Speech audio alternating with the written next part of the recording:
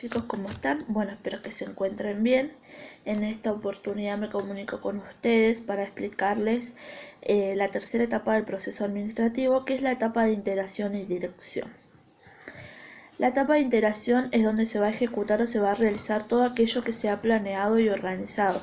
Es decir, que se va a buscar obtener y articular los elementos materiales y humanos que la planeación y organización nos señalaron como elementos necesarios para que la organización pueda funcionar adecuadamente. La importancia de esta función se encuentra en el hecho de que es la parte donde se va a buscar constantemente los recursos necesarios que la empresa necesita. Estos recursos son recursos humanos, recursos financieros, recursos materiales y a su vez recursos técnicos. Los recursos humanos son las personas. Para cualquier fase de la operación de la empresa es indispensable contar con recursos humanos, pero no con cualquiera. Estos recursos humanos tienen que ser los apropiados, o sea, los indicados para poder desempeñarse en los distintos puestos de la estructura organizacional. Para que esto suceda, hay que seguir una serie de pasos para encontrar al personal adecuado. Uno de esos pasos a seguir es el reclutamiento. El reclutamiento nos dice que tiene por objeto hacer de las personas totalmente extrañas a la empresa candidatos ideales a ocupar un puesto vacante en ella. Es decir, por ejemplo, si tomamos la empresa Casa Luis Chemes, anda necesitando, supongamos, ¿no?, gerente general. La empresa lo que va a hacer es llamar a cubrir ese cargo, ¿sí? Obviamente va a poner una serie de requisitos necesarios para ello. El segundo paso que se deberá realizar tiene como objetivo escoger entre los diferentes candidatos, es decir, la parte de la selección. La empresa K, Chemes, lo que va a hacer es, entre todo lo que llevaron su currículum, todo eso va a tener que analizar y seleccionar la persona que ellos creen que es la más competente para ocupar ese puesto. El tercer paso a seguir es el paso de la inducción, que su finalidad va a ser articular y armonizar al nuevo empleado al grupo de trabajo. Es decir, que la empresa lo tendrá que acondicionar, o sea, lo va a tener que articular, armonizar al nuevo trabajo y darle a conocer las expectativas que se esperan de él.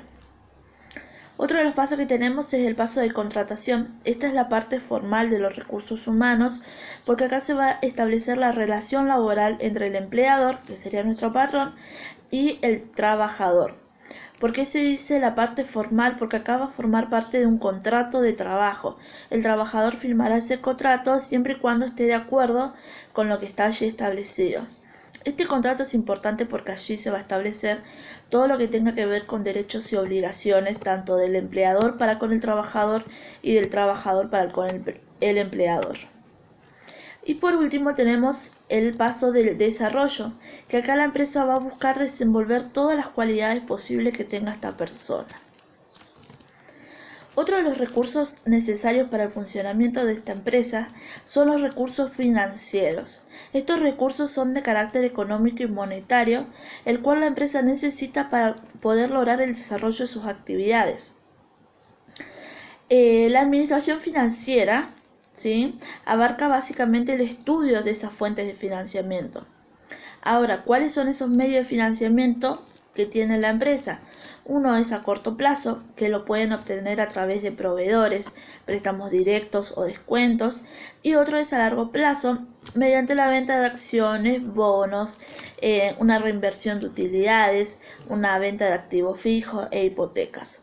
Lógicamente a la empresa siempre le va a convenir obtener entrada financiera, o sea, entrada económica a un corto plazo. Otro de los recursos necesarios son los recursos materiales. Ellos son los que la empresa necesita de estos recursos materiales para poder poner en marcha su organización y llevar la eficiencia posible.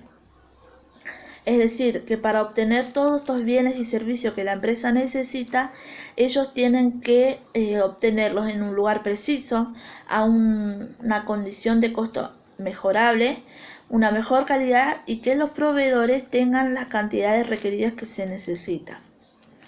Las funciones más importantes dentro de estos recursos materiales son la planeación de bienes y servicios. Acá la empresa se va a preguntar qué necesita, qué es necesario para funcionar. Esto va a ir desde del bien inmueble, que sería el edificio donde va a funcionar, del bien mueble, o sea, todo aquello que tenga que ver con los muebles, escritorios, sillas, etcétera, las instalaciones, luz, todo eso, ¿sí? La segunda función es la investigación y el análisis, que acá el principal objetivo va a ser el conocimiento de las cualidades y la cantidad de los bienes y servicios que van a estar existentes en el mercado. Acá la empresa se tiene que preguntar en dónde y cómo va a comprar aquello que necesita. Para ello necesita investigar y analizar a todos los proveedores. No todos venden lo que ella necesita, es por ello que va a tener que realizar este análisis previos. Otra función es la formalización. Como vimos en recursos humanos tenemos una parte formal. En esta parte, en los recursos materiales, también existe esa parte formal. En este caso se habla de un contrato, pero es un contrato de compra-venta.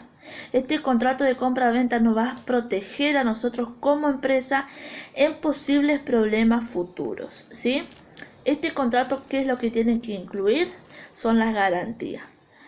La garantía nos va a garantizar que el producto que esté en mal estado o el bien o servicio que esté en mal estado, la otra empresa o el proveedor nos va a reconocer, ¿sí? Otra de las funciones más importantes es la función de supervisión, que en su propósito es procurar que los bienes y servicios se entreguen o se presten en el tiempo y lugar convenido. Es decir, que acá lo que vamos a realizar es controlar todos esos bienes y servicios y que sean entregados de forma correcta. Y por último tenemos el almacenamiento y el control de inventarios, que aquí más que nada consiste en lo que es planear, organizar y controlar la recepción, también el almacenamiento, el envío y los registros de los bienes adquiridos por la empresa, ¿sí? Acá lo que se va a hacer es elaborar un inventario, entonces la empresa cuando necesita saber qué stock tiene puede acudir a él, ¿sí? Y por último, de los recursos de esta etapa de integración son los recursos técnicos. Los recursos técnicos tienen que ver con los procedimientos y las formas de hacer las cosas dentro de la empresa. Es decir, cuáles son las diferentes maneras en que los recursos humanos, los financieros y los materiales se van a relacionar entre sí para ambos poder lograr los objetivos de la empresa. La otra parte de este proceso, de esta etapa, es la parte de dirección. La dirección consiste en coordinar el esfuerzo común de todos los subordinados. Es decir, que para alcanzar la meta de todo esto, la empresa necesita a alguien que los guíe, ¿sí? Para ello es necesario, para que esto se logre, es necesario tener un líder, que es la persona que posee la habilidad de liderar, la habilidad del liderazgo, y lograr así el cambio más eficaz en el desempeño posible del grupo. Sabemos bien que el líder y liderazgo no es lo mismo. El liderazgo es el ejercicio de la autoridad y de la toma de decisiones. También está definido como el proceso de influir en las actividades del grupo encaminadas y establecer las metas a alcanzar, ¿sí? Por ello, un líder es justamente la persona que tiene esa habilidad, ¿sí? Sin embargo, ser líder no depende solamente de la persona, sino que de él se conducen tres condiciones simultáneas: la personalidad del que va a dirigir, la tarea que desempeña y la madurez de los subalternos. Pero como estas condiciones nunca son iguales, se necesita 4 tipos de destreza que tiene que tener el líder. Una de ellas es la atención mediante la visión, que acá el líder tiene que ser capaz de captar la atención de los demás a través de una visión o de una serie de intenciones. Tiene que tener el significado mediante la comunicación, es decir, que para que los demás capten su idea y se adhieran a ello, el líder tiene que saber comunicar, ¿sí? La tercera destreza es la confianza mediante el posicionamiento, es decir, que el líder tiene que tener control de la confianza, todo lo que él va a decir tiene que tener credibilidad. Otra de las destrezas es el despliegue del yo. Esta cuarta actitud se refiere más que nada al control de sí mismo, tener control de uno mismo, ¿sí? Toda empresa requiere de alguien que lo dirige. Y un buen administrador debe ser un líder y como tal va a utilizar 3 mecanismos distintos: la autoridad, el poder y la influencia. La influencia tiene que ver con las acciones, o los ejemplos que van a producir un cambio en el comportamiento de la actitud de otra persona o grupo, ¿sí? El poder es la capacidad de ejercer esa influencia. Y la autoridad son aquellos derechos inherentes a una posición de dar órdenes y esperar a que sean obedecidas. No hay personas de autoridad, sino que hay personas a las que se les va a asignar autoridad, ¿sí?